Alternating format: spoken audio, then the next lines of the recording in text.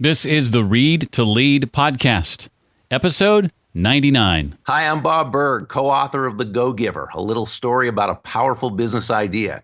Want a powerful podcast to listen to? You found it. It's the Read to Lead podcast with my great friend, Jeff Brown.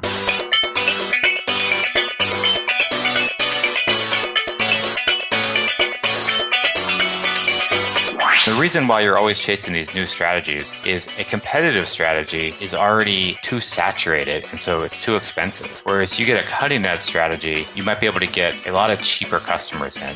Welcome to the Read to Lead podcast with Jeff Brown. Jeff believes that if you desire to achieve true success in business and in life, then consistent and intentional reading is a must. The Read to Lead podcast will not only help you narrow this ever important reading list, but also bring you key insights and valuable feedback from some of today's most successful and inspiring authors. And now, here's Jeff. My goodness, has it really been 99 episodes? That's the last time. This is the absolute last time there will ever be a 2-digit episode. Well, actually, I guess it's always been 3 digits, hasn't it? Because I put that 0 in the front. What was I thinking?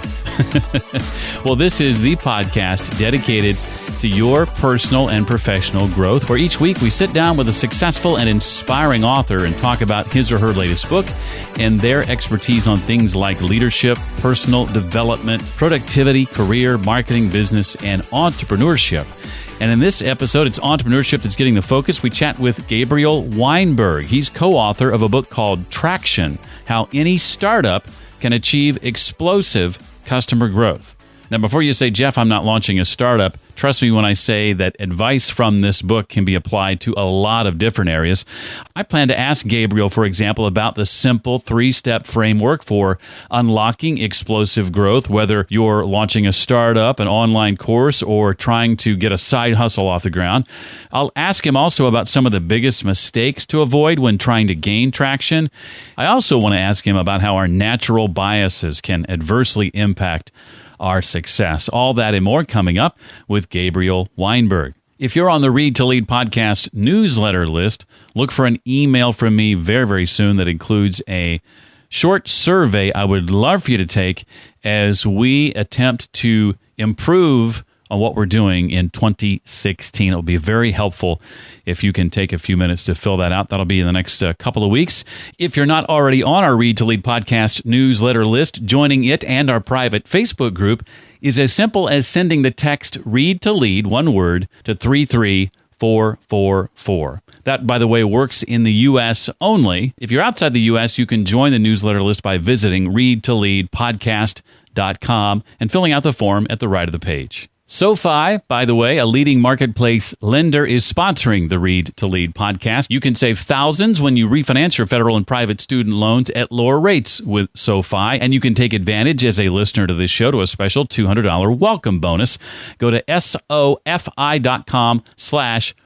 to Lead to find out more. And the folks at UpDesk are supporting the show as well. When you purchase a desk from them, you're helping support Read to Lead and letting them know that they're supporting this show is a smart decision. You can find out more about them and check out all they have to offer at readtoleadpodcast.com/desk. Well, Gabriel Weinberg is the founder and CEO of the search engine DuckDuckGo, an alternative search engine that doesn't track searches and emphasizes their users' privacy. It's received more than 1 billion searches a year since 2013 and is growing rapidly.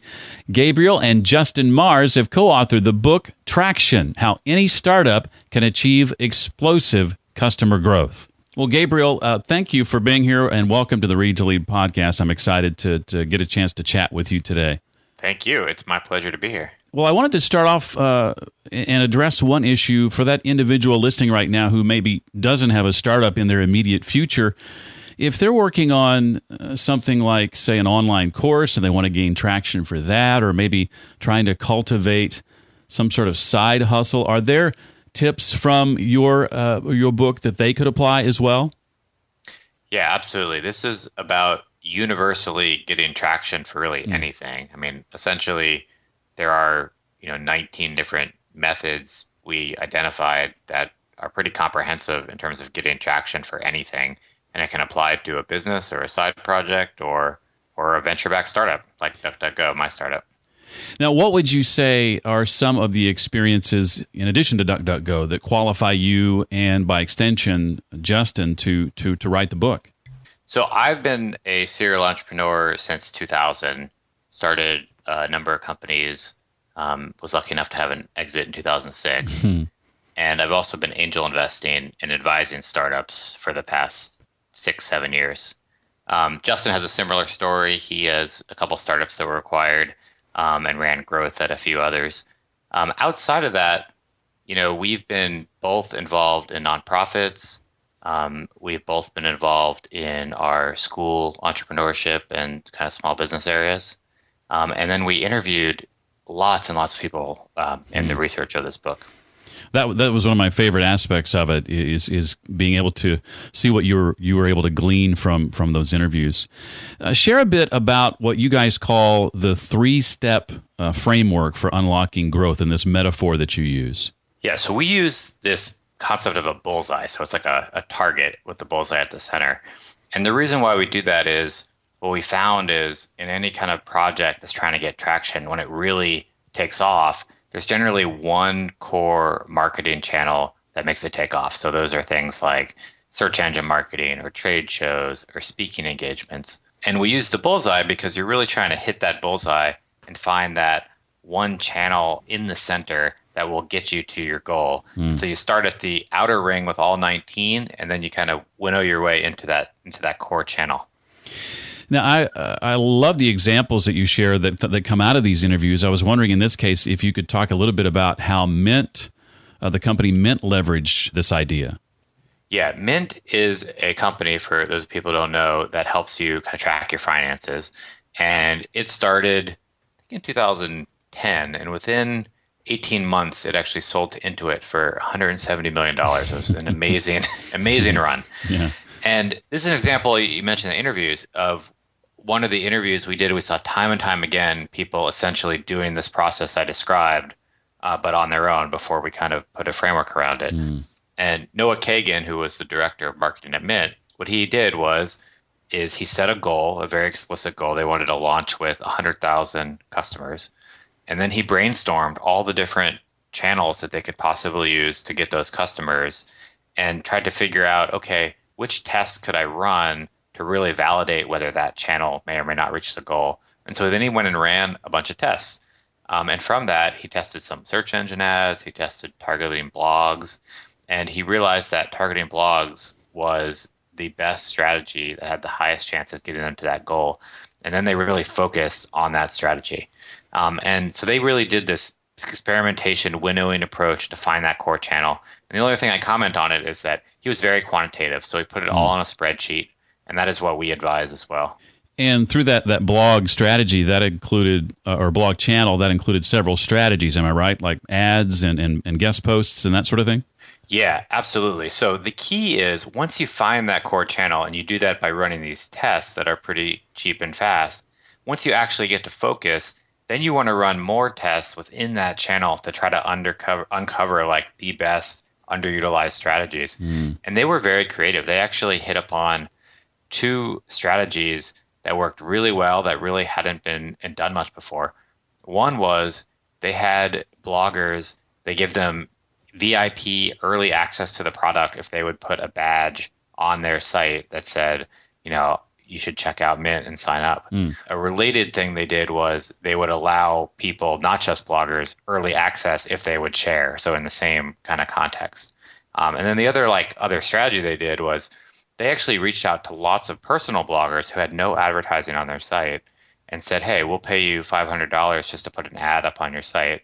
And people were very willing to do it. They got really high conversion rates, and they got tons of users through that. Well, what would you say are some of the biggest mistakes that startups make when trying to get traction, some of the missteps? So the number one mistake really is not starting any of this early enough. So if you let's consider the leaky bucket metaphor, right? So when you start your product or service or whatever you're trying to do is a leaky bucket in the sense that if you pour customers at the top, they're going to leak out because you don't have all the holes plugged. And people think, well, I really shouldn't pour customers at the top then until I got my product perfect. But the problem is you can't get your product perfect without doing that little traction effort, because those people that are pouring at the top have fresh eyes. And so what people normally do is they ask their friends, they ask some beta customers, and those people generally are too close to you and they're framed by previous versions. And so by just listening to them, you actually don't find out where the leaks are. And people then launch, and then only to realize that their product or service actually isn't sticky, and they got to kind of do cycles again and again. Well, I know everybody's situation is different, of course, but when it comes to this middle ring phase of the bullseye, what should we generally expect to spend monetarily and even time-wise? It's a good question, because this is another thing that we saw people kind of struggling with. And so just take a step back. The point of the middle ring is to run 3 of your most promising tests that you identified in the outer ring. So the outer ring, you're brainstorming all 19 channels, and you're trying to come up with some tests you could run that will do 3 things. 1, figure out roughly how many customers you might bring in, how much they would cost, and are they the right customers? Are they converting? And so when you run those tests in the middle ring, you want to just do very cheap tests to accomplish rough numbers on those 3 things. So we give a guideline in the book: no more than a month, no more than $1,000. You know, I was talking to somebody just the other day, and we were lamenting the fact that neither one of us was working in an area that our college degree had anything to do with.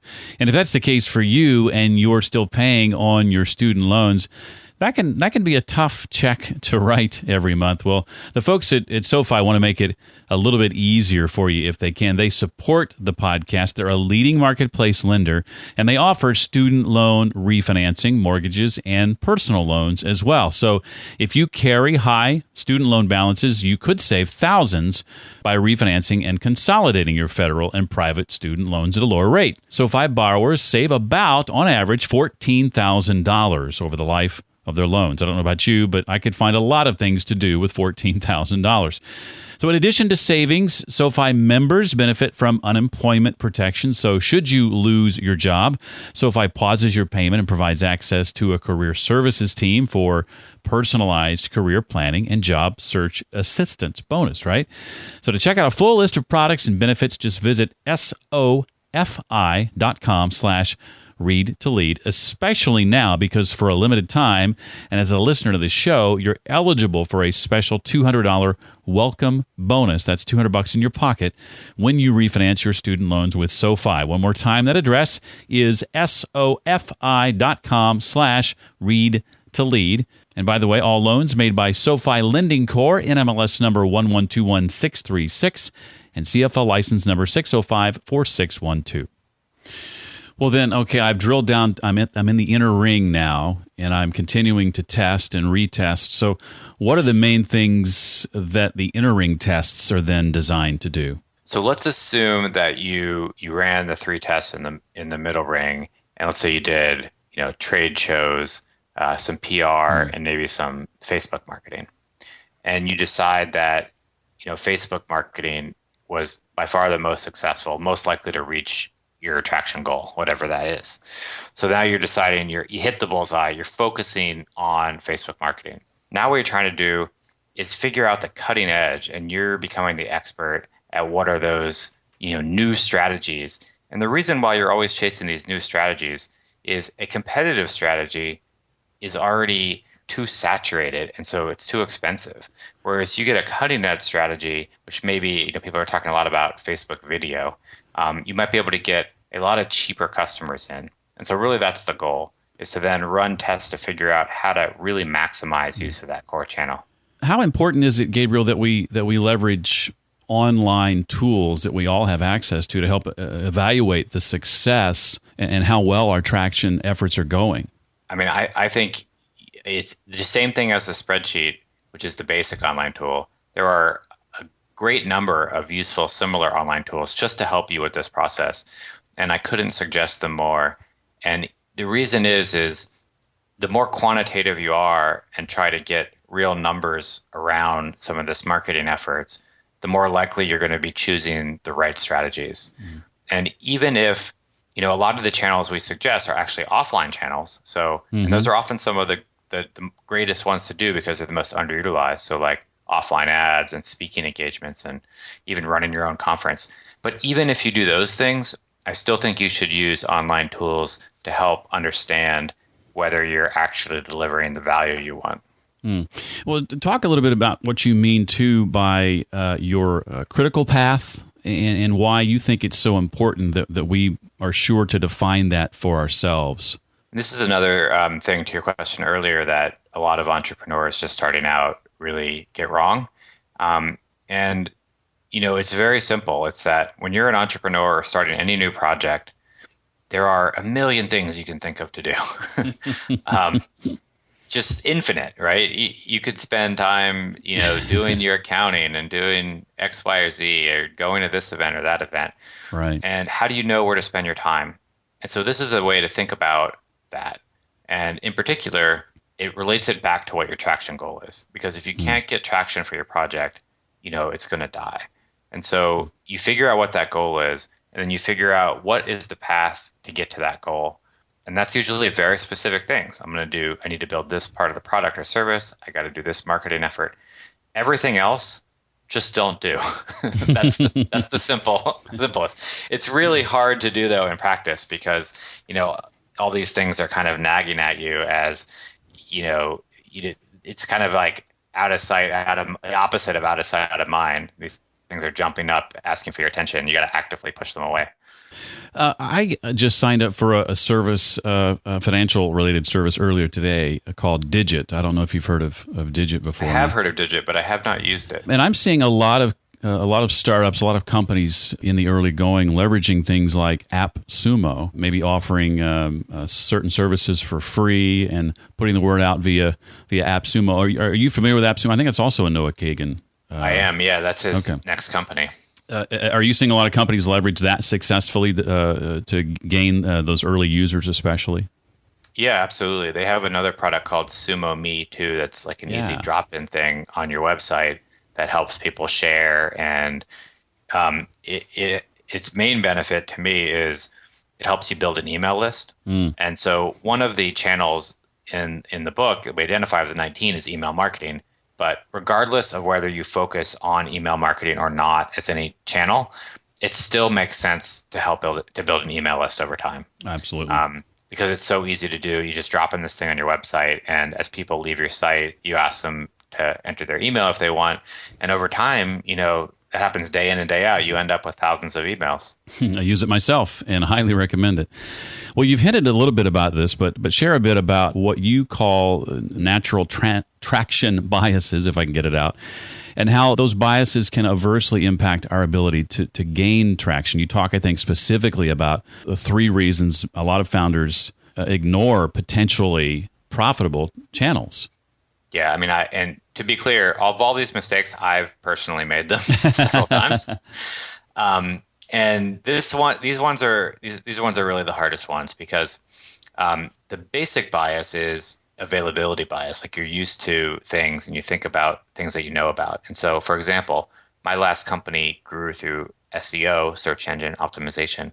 So when I came into this company, I was like, I'll use SEO. And that's a very common thing to bring your experience from your last jobs into your current job. The problem is that the underutilized channels are usually the ones that take off in an industry. And so if you're coming from an industry that uses search engine marketing all the time, and then you start a business and try to do the same thing, it's generally that you're competing with the incumbents. There's 19 different channels. And when people just brainstorm themselves about what to do, they usually do what they see just around them, and they don't really think about the ones that are out of sight, out of mind. Mm-hmm. And even further than that, there are some that people just find icky for various reasons. Like some people don't like sales. Most people don't like public speaking, right? Right. But the reality is, if you start a project, those channels may be the ones that'll take your business, to the next level. In particular, public speaking. For a lot of businesses just starting out, just trying to get those first customers, speaking at the right place at the right time could get you those customers overnight. Well, that relates to another question I wanted to ask you anyway. When it comes to public speaking, what are some of your tips for being sure that you deliver a talk that people find impactful and one that's going to be memorable? Public speaking is difficult, is the bottom line. But the shortcut, if there is one, is to appear authentic and, to connect with the audience in some way. And to do that, it usually involves some kind of story. And so if you think about whatever talk you're doing as a story with a traditional story arc, beginning, middle, end, and has some kind of emotional component, if you can do that and relate it to yourself personally, then you'll come across as authentic and you'll generally, connect with the audience. Well, I'm wondering, Gabriel, if you could name for us a couple of books that are your favorites, books that you've read or maybe you're currently reading that have impacted you, and share maybe why or how they've impacted you as they have. Yeah, I really liked the book Predictably Irrational by Dan O'Reilly. And it is a behavioral economics book about how we are just irrational. And, there's a lot of those books at this point, so I'm sure any one of them are similar. You'll get similar things across. But, I think it's important to realize that, we're not rational in a lot of ways and how we're not. I just finished another book called Outliers CEOs or Outsider CEOs. And I forget the author now. It was an audiobook. And it was a really good book, too. It followed 8 kind of unconventional CEOs, including Warren Buffett and a bunch of others. And its basic tenet was, they outperformed all the market and all their peers, was that they just did unconventional things. In the same way we're talking about traction strategies, it's like if you want to stand out, you have to do something different. It's a very simple message, but it was illustrated very nicely. Well, back to your book, I love how it takes about the first 5 or so chapters to kind of lay out the plan, and then the remainder of the book is going into detail on each one of these channels to help you best leverage them. What's next on the horizon for you? What are you and your team working on now that you're excited about, or are you just relieved to be able to get the book out here in a couple of weeks? I'm definitely relieved to get the book out because my day job is running a search engine called DuckDuckGo, and that is largely my focus, figuring out how to take that to the next level. And honestly, we've run the same process from the book 6 times now at DuckDuckGo, and we are in the process of running it again and trying to find another core channel that will, make us grow to the next level. Excellent. Well, thank you again, Gabriel, so much for being a part of the show. I've learned a lot from the book and intend to apply many of the things I've learned to some side projects I'm currently working on. So it's been very helpful to me, and I know it's going to be helpful to a lot of people. So we really appreciate it very, very much. Thank you. It's really my pleasure. The book is just a couple of weeks away from release, but is available for pre-order right now. To find out more about it and to place that order, you can go to readtoleadpodcast.com/099. That's also where you'll find the show notes page for this episode, where we list the links and resources that Gabriel and I mentioned. You can connect with Gabriel if you like on Twitter. He's at YEGG. That's YEGG on Twitter, at YEGG. Please remember our sponsors, SoFi.com, SOFI.com/readtolead. And Updesk. Find out more about them at readtoleadpodcast.com/desk. I want to say thanks to Alfonso Fortino from Canada, who left a recent 5-star rating and review in iTunes, calling it a great podcast. Thank you so much, Alfonso. And a couple of reviews on Stitcher as well. One from Tactical Sue with 5 stars. Thank you, Sue. And Karen Bensley with her 5-star rating and review, calling it her weekly taste of good books and authors. Doesn't say anything about the host, though. Don't know what that's about. Thank you so much, Karen, for your 5-star rating and review. If you'd like to leave a rating and review in Stitcher, just visit readtoleadpodcast.com/Stitcher. Or if you download your podcasts via iTunes, you can rate and review us there. And this really helps get the podcast noticed. I cannot overemphasize that. Visit readtoleadpodcast.com/iTunes. That does it for this week. I certainly hope you will join me next time for episode 100 of the Read to Lead podcast. Thanks so much for listening to the Read to Lead podcast. As a subscriber, we challenge you to be more than just a passive listener. Become a vital member of the community. Visit us on the web at readtoleadpodcast.com. Until next time, remember, leaders read and readers lead.